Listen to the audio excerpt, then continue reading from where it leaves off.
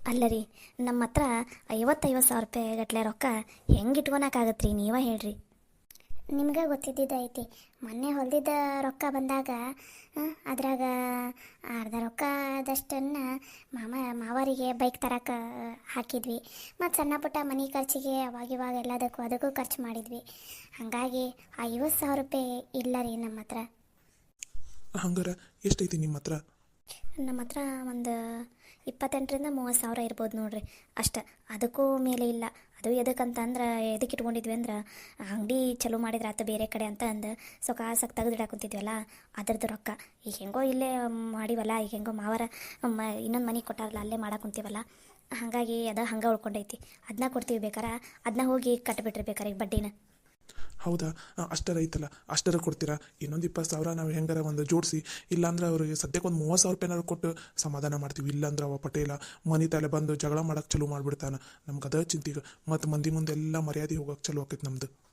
ಮೊದಲ ಮಂದಿ ಇವತ್ತು ಮರ್ಯಾದೆ ಹೆಂಗಪ್ಪ ತೆಗಿಬೇಕು, ಮಂಜಪ್ಪನ ಮರ್ಯಾದೆ ತೆಗಿಬೇಕು, ಇಲ್ಲ ಅವ್ರ ಮನೆಯವ್ರ ಮರ್ಯಾದೆ ತೆಗಿಬೇಕು ಅಂತ ಕೆಲವೊಂದಿಷ್ಟು ಜನ ಕಾಯಕೊಂತಾರೆ. ಅಂಥವ್ರಿಗೆ ಮತ್ತು ಇನ್ನೊಂದಿಷ್ಟು ನಾವು ಊಟ ಕೊಟ್ಟಂಗೆ ಆಕೈತಿ. ಅದಕ್ಕೆ ಈಗ ಸದ್ಯಕ್ಕೆ ನಿಮ್ಮ ಹತ್ರ 30,000 ಐತಲ್ಲ, ಅದೆಷ್ಟೈತೆ ನೋಡಿ ಅಷ್ಟು ಕೊಡ್ರಿ. ನಮ್ಮ ಕೈಯಲ್ಲಿ ಎಷ್ಟಾಗುತ್ತೆ ಅಷ್ಟನ್ನು ಜೋಡಿಸಿ ಮೊದಲು ಬಡ್ಡಿ ಕೊಟ್ಟು ಬಂದುಬಿಡ್ತೀವಿ ಅವನಿಗೆ.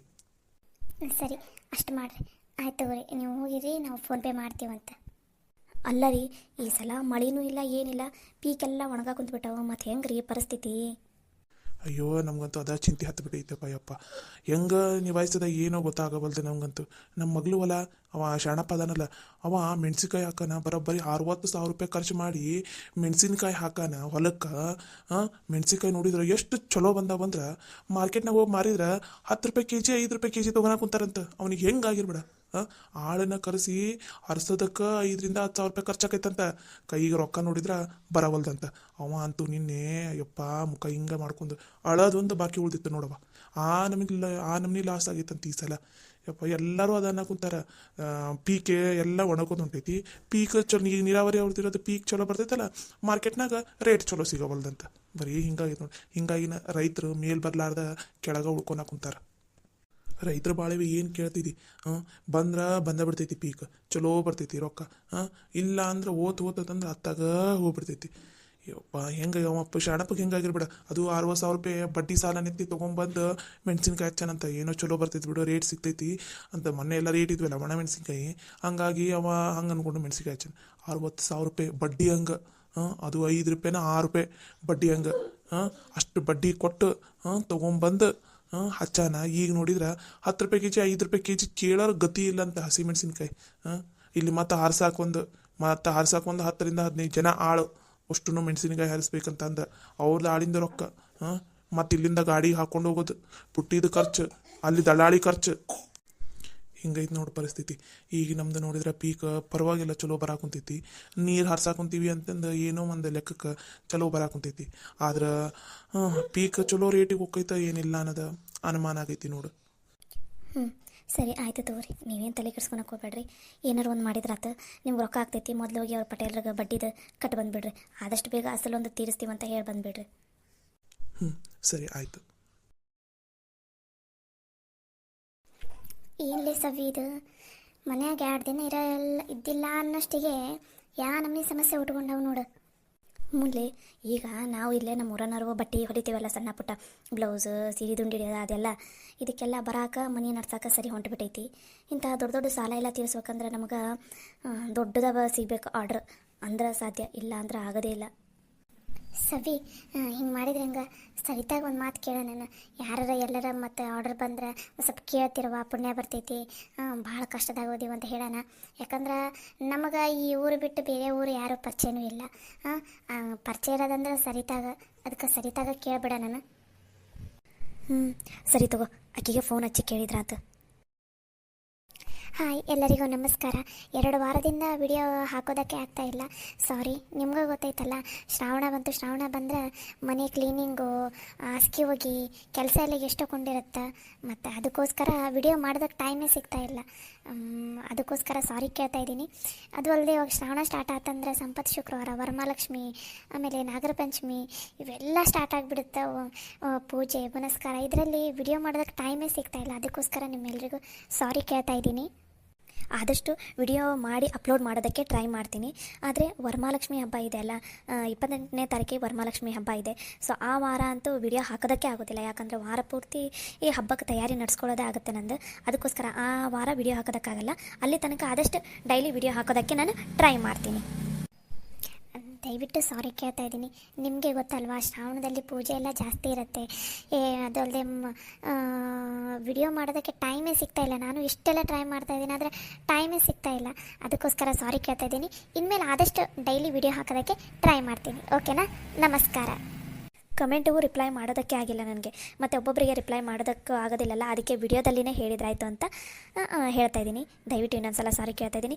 ಯಾರ್ಯಾರು ವೀಡಿಯೋಸ್ನೆಲ್ಲ ನೋಡ್ತಾ ಇದ್ದೀರಾ, ದಯವಿಟ್ಟು ವೀಡಿಯೋಸ್ಗೆಲ್ಲ ಲೈಕ್ ಮಾಡಿರಿ, ಶೇರ್ ಮಾಡಿರಿ, ಕಮೆಂಟ್ ಮಾಡಿ, ಹಾಗೆ ಸಬ್ಸ್ಕ್ರೈಬ್ ಆಗಿ ಮತ್ತು ಪಕ್ಕದಲ್ಲಿರೋ ಬೆಲ್ ಐಕನ್ ಮೇಲೆ ಕ್ಲಿಕ್ ಮಾಡಿ. ನೀವೇನಾದರೂ ಪಕ್ಕದಲ್ಲಿರೋ ಬೆಲ್ ಐಕನ್ ಮೇಲೆ ಕ್ಲಿಕ್ ಮಾಡಿದರೆ ನಿಮಗೆ ನಾನು ವಿಡಿಯೋ ಹಾಕಿರೋದು ಅಪ್ಡೇಟ್ ಬರುತ್ತೆ. ಹಾಗೆ ವಿಡಿಯೋಗೆ ಹೈಪ್ ಮಾಡೋದನ್ನು ಮಾತ್ರ ಮರಿಬೇಡಿ. ಓಕೆನಾ? ನಮಸ್ಕಾರ. ಸರಿ ಬಾ, ಲಘುನ ಮನೆಯನ್ನೆಲ್ಲ ಕ್ಲೀನ್ ಮಾಡ್ಕೊಂಡ್ಬಿಡೋಣ. ಮನೆಯೆಲ್ಲ ಕ್ಲೀನ್ ಆದ ತಕ್ಷಣ ಆಮೇಲೆ ಸರಿತಾಗ ಫೋನ್ ಹಚ್ಚಿ ಹೇಳಿದ್ರಾಯ್ತು. ನಡಿ. ಹೌದು, ಹಂಗೆ ಮಾಡೋಣ ಬಾ. ಎಲ್ಲರಿಗೂ ಭೀಮನ ಅಮಾವಾಸ್ಯೆಯ ಹಾರ್ದಿಕ ಶುಭಾಶಯಗಳು. ನಾಳೆಯಿಂದ ಶ್ರಾವಣ ಆರಂಭ ಆಗುತ್ತೆ. ಎಲ್ಲರಿಗೂ ಒಳ್ಳೆಯದಾಗಲಿ. ನಮಸ್ಕಾರ.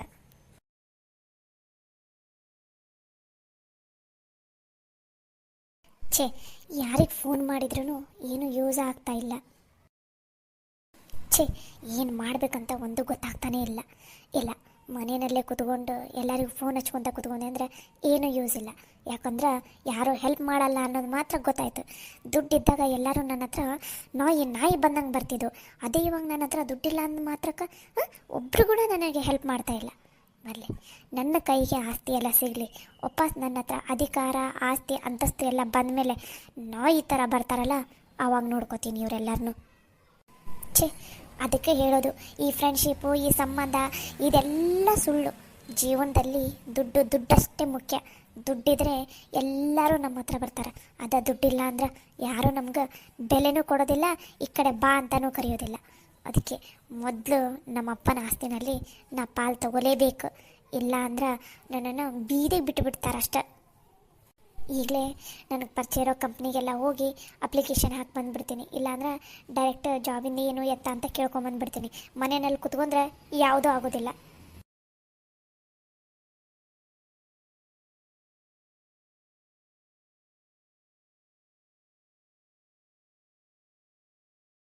ಎಲ್ಲಿ ಹೊಂಟಿ ಕವಿತಾ? ಇವ್ರದ್ದೊಂದು ದೊಡ್ಡ ಕಾಟ. ಎಲ್ಲಾದರೂ ಹೋಗ್ಬೇಕಂತ ಅಂದ್ರೆ ಇವ್ರ ಮುಂದೆ ಎಲ್ಲ ವರದಿ ಒಪ್ಪಿಸಿ ಹೋಗಬೇಕು. ಒಂದು ಫ್ರೀಡಮ್ಮು ಇಲ್ಲ ಈ ಮನೆಯಲ್ಲಿ. ಅಜ್ಜಿ, ನನ್ನೊಂದು ಇಂಪಾರ್ಟೆಂಟ್ ಕೆಲಸ ಇದೆ ಹೊರಗಡೆ, ಅದಕ್ಕೆ ಹೋಗಿ ಬರ್ತಾ ಇದ್ದೀನಿ. ಒಂದು ತಾಸಲ್ಲಿ ವಾಪಸ್ ಬಂದುಬಿಡ್ತೀನಿ. ಅಲ್ಲ ಹುಡುಗಿ, ಯಾವಾಗ ನೋಡಿದ್ರೂ ಇಂಪಾರ್ಟೆಂಟ್ ಕೆಲಸ ಅಂತೀಯಲ್ಲ, ಅದು ಏನು ಕಡ್ದು ಕಟ್ಟಾಕಂಥದ್ದು ಇಂಪಾರ್ಟೆಂಟ್ ಕೆಲಸ ಇರ್ತೈತಿ ನಿಂದು? ಅಲ್ಲ, ಹೊರಗಡೆ ಎಲ್ಲರ ಕೆಲ್ಸಕ್ಕೆ ಹೋಗಿ ಅಂದ್ರೆ ಕೆಲ್ಸಕ್ಕೂ ಹೋಗಂಗಿಲ್ಲ, ಹೊರಗಡೆ ಕೆಲ್ಸಕ್ಕೂ ಹೋಗಂಗಿಲ್ಲ. ಬಿಡಪ್ಪ, ಮನೆಯಾಗ ಏನಾರ ಕೆಲಸ ಮಾಡ್ತಾಳ, ಅದಕ್ಕೆ ಸಂಬಂಧಪಟ್ಟಿದ್ದು ಏನಾರು ತರಕ್ಕೆ ಹೊಂಟಾಳ, ಅದೂ ಇಲ್ಲ. ತರಕಾರಿ ಗಿರಾಕಿ ತರಕ್ಕೆ ಹೊಂಟಾಳ, ಅದು ಅಂತೂ ಇಲ್ಲನೇ ಇಲ್ಲ ಬಿಡು. ಅಂದಮೇಲೆ ಮತ್ತೆ ಎದಕ್ಕೆ ಹೋಗ್ತಿದ್ದೀ ನೀನು ಹೊರಗಡೆ? ಪಾರ್ಟಿ ಮಾಡಕ್ಕೆ ಹೊಂಟೆ, ನೀನು ಯಾವ್ದಾರ ಗೆಳತಿಯರನ್ನ ಭೇಟಿ ಆಗಂತ ಹೊಂಟಿಯ? ಅಜ್ಜಿ, ಎಲ್ಲನೂ ನಿಮ್ಮ ಮುಂದೆ ಹೇಳ್ಕೊಂಡು ಕುತ್ಕೊಳಕ್ಕಾಗಲ್ಲ. ನನ್ನೊಂದು ಇಂಪಾರ್ಟೆಂಟ್ ಕೆಲಸ ಇದೆ, ನಾನು ಹೋಗಲೇಬೇಕು. ಇವಾಗ ಹೋಗಿ ಬರ್ತೀನಿ, ಒಂದು ತಾಸಿನಲ್ಲಿ ವಾಪಸ್ ಬರ್ತೀನಿ. ಬೇಕಾದರೆ ಟೈಮ್ ಹಚ್ಕೊರಿ. ನಿನಗೆ ಹೊರಗಡೆ ಹೋಗೋಕ್ಕಿಗೆ ಬೇಡ ಅಂತ ಅಂದಿಲ್ಲ, ಆದರೆ ಎಲ್ಲಿ ಒಂಟಿ ಅನ್ನೋದನ್ನು ಹೇಳಿ ಹೋಗಲ್ಲ. ನಾವೇ ನಿನ್ನನ್ನೇನು ಎಲ್ಲರೂ ಹೋಗೋಕ್ಕೇನ ತಡೆದು ರೂಮ್ನಾಗ ಕೂಡಿ ಹಾಕ್ಬಿಡ್ತೀವನ? ಇಲ್ಲ ನೀವು ಹೋಗೋ ಕೆಲಸ ಏನಾರು ಹಾಳು ಮಾಡಿಬಿಡ್ತೀವ? ಏನನ್ನೋದು ಹೇಳಿ, ಎಲ್ಲಿಗೆ ಹೊಂಟಿ ಏನು ಅನ್ನೋದು ಹೇಳಿ. ಮನ್ಯಾಗ ಹಿರಿಯರು ಇರ್ಬೇಕಾದ್ರೆ ಕೇಳಿದ್ರೆ ಹೇಳಿ ಹೋಗೋದನ್ನು ಮೊದಲು ಕಲ್ಕೋ. ನಿನಗಂತೂ ಅದು ಏನು ಹೇಳ್ಕೊಟ್ಟಾರ ಏನು ನಿಮ್ಮ ಮನ್ಯಾಗ? ಒಂದು ಸಂಸ್ಕಾರ ಹೇಳ್ಕೊಟ್ಟಿಲ್ಲ, ಎಲ್ಲಿ ಹೆಂಗಿರ್ಬೇಕು ಅನ್ನೋದನ್ನು ಹೇಳ್ಕೊಟ್ಟಿಲ್ಲ. ಹಿರಿಯರಿಗೆ ಎದುರು ಉತ್ತರ ಕೊಡೋದನ್ನು ಮಾತ್ರ ಚೆನ್ನದಂಗೆ ಹೇಳ್ಕೊಟ್ಟಾರ. ಅಜ್ಜಿ, ನನಗೆ ಇವಾಗ ಎಲ್ಲಿ ಹೊಂಟೀನಿ, ಏನು ಎತ್ತ ಅಂತಂದು ಇಡೀ ಪುರಾಣನ ನಿಮ್ಮ ಮುಂದೆ ಹೇಳ್ಕೊಂಡು ಕುತ್ಕೊಳಕ ನನಗೆ ಪುರ್ಸೊತ್ತು ಇಲ್ಲ, ಟೈಮೂ ಇಲ್ಲ. ನಿಮ್ಮ ಥರ ನಾನು ಖಾಲಿನೂ ಇಲ್ಲ. ನಂದು ಇವಾಗ ಇಂಪಾರ್ಟೆಂಟ್ ಕೆಲಸ ಐತಿ, ನಾ ಹೋಗಿ ಬರ್ತೀನಿ ಅಷ್ಟೆ. ಅಯ್ಯ ಹುಡುಗಿ, ಇದ್ಯಾವುದು? ಎಲ್ಲಿ ಹೋಗ ಏನು ಅಂತ ಕೇಳೋದು ತಪ್ಪಾಗ್ಬಿಟ್ಟೈತಿ. ಈ ಮನೆಯಾಗಂತೂ ಹಿರಿಯರಿಗೆ ಏನು ಬೆಲೆನೇ ಇಲ್ಲದಂಗೆ ಆಗ್ಬಿಟ್ಟೈತಿ. ಬಾ ವಾಪಸ್ ಬಾ, ಐತಿ ನಿನಗೆ. ನಾನು ಇಲ್ಲೇ ಕುತ್ಕೊಂಡಿರ್ತೀನಿ. ಅದು ಏನು ಕಿತ್ತು ದಬಾಕ್ ಬರ್ತಿ ಅಂತ ನಾನು ನೋಡ್ತೀನಿ ಒಂದು ತಾಸ್ನಾಗ. ಮನ್ಯಾಗ ಕೆಲಸ ಹತ್ತೈತೆ ಅಂತಂದು ಹೊರಗಡೆ ಹೊಂಟಿ ಅಂತ ಅನಿಸ್ತೈತಿ. ಓ ಬಾ ವಾಪಸ್ ಬಂದಮೇಲೆ ವಿಚಾರಿಸ್ಕೊತೀನಂತ.